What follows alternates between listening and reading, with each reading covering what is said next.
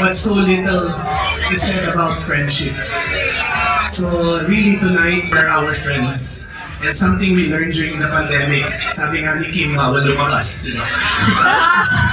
Something, love you. Sabi, but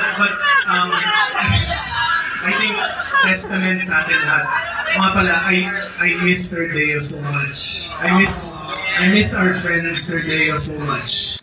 Really cherish each and every one of our friendship here, and we want to keep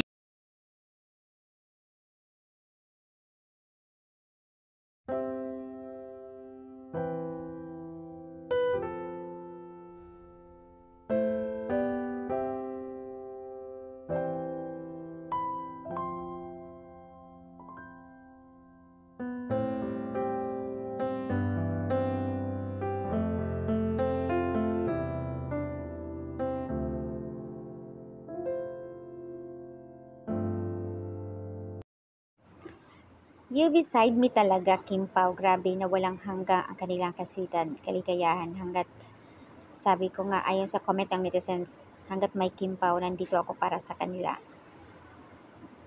Ang saya namin, kahit na may edad na, makita ko lang solid ang Kim Pao na nagmamahalan. Oh. So, ayan guys. Oh, ito nag-comment. Galing sa shoot si Kimi with the glam team.